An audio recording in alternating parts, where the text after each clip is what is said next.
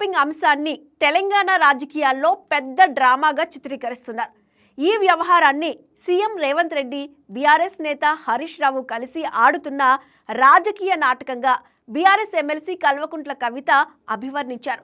గుంపు మేస్త్రి, గుంటనక్క కలిసి ఆడుతున్న నాటకంలా ఈ వ్యవహారం ఉందని ఆమె ఘాటు వ్యాఖ్యలు చేశారు. బీసీ రిజర్వేషన్ల అంశాన్ని పక్కదారి పట్టించడానికే ఈ ఫోన్ ట్యాపింగ్ డ్రామా తెరపైకి తెచ్చారని కవిత ఆరోపించారు. బీసీ రిజర్వేషన్లు అమలు చేయకుండా తప్పించుకోవడానికే అసలు అంశం చర్చకు రాకుండా ఇలాంటి వ్యవహారాలను ముందుకు తెస్తున్నారని విమర్శించారు. కవిత హాట్ కామెంట్స్తో తెలంగాణ పాలిటిక్స్లో మరింత హీట్ పెరిగింది.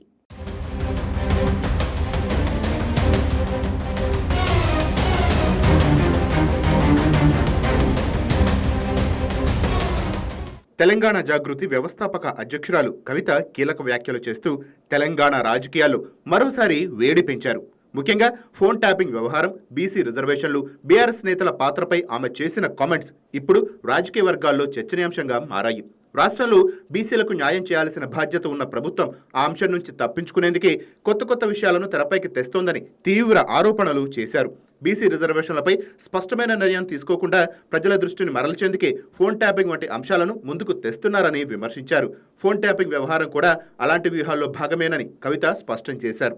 ఫోన్ ట్యాపింగ్ అంశాన్ని కేంద్రంగా చేసుకుని సీఎం రేవంత్ రెడ్డి, మాజీ మంత్రి హరీష్ రావు రాజకీయ నాటకం ఆడుతున్నారని కవిత ఆరోపించారు.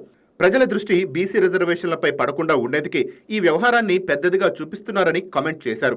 రాష్ట్రంలో అసలు సమస్యలు పక్కదారి పట్టేలా కావాలని ఈ డ్రామాలు సాగుతున్నాయని ఆమె మండిపడ్డారు.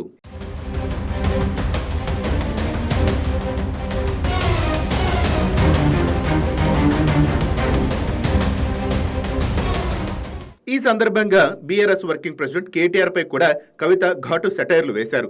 సికింద్రాబాద్ జిల్లా కోసం ఉద్యమిస్తామని, మళ్లీ బీఆర్ఎస్ అధికారంలోకి రాగానే జిల్లాను ఏర్పాటు చేస్తామని కేటీఆర్ చేస్తున్న ప్రకటనలను ఆమె ఎద్దేవా చేశారు. 10 ఏళ్ల పాటు ఉద్యమాలు జరిగినప్పుడు వాటిని అణిచివేసి ఉద్యమకారులపై కేసులు పెట్టించిన కేటీఆర్ ఇప్పుడు జిల్లా ఏర్పాటు చేస్తామనడం విడ్డూరంగా ఉందని అన్నారు.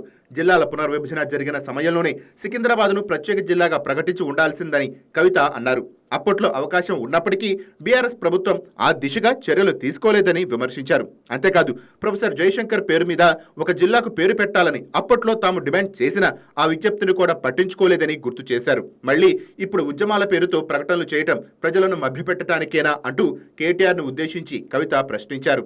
అధికారంలో ఉన్నప్పుడు చేయని పనులు ఇప్పుడు ప్రతిపక్షంలో ఉన్నామని చెప్పడం ఎంతవరకు న్యాయమని ఆమె నిలదీశారు. ఈ వ్యాఖ్యలు బీఆర్ఎస్ లోనూ కాంగ్రెస్ ప్రభుత్వంలోనూ కలకలను రేపుతున్నాయి.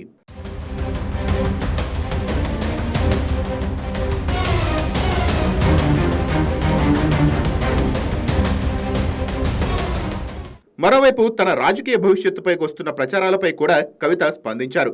నిజామాబాద్ మున్సిపల్ ఎన్నికల్లో పోటీ చేయబోతున్నారన్న వార్తలను ఆమె స్పష్టంగా ఖండించారు.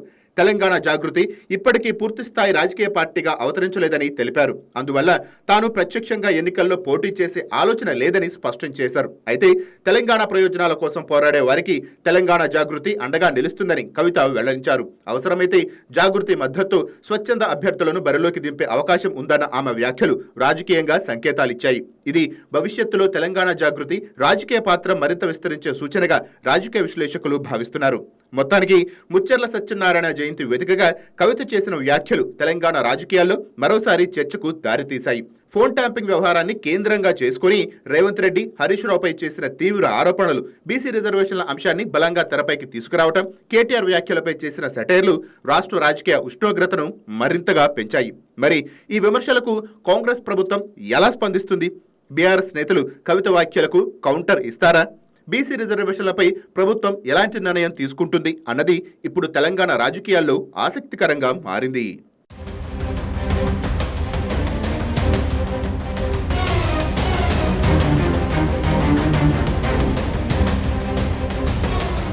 Please subscribe to YK TV Network. Please subscribe to YK TV. Please watch YK News. Don't forget to subscribe YK News channel.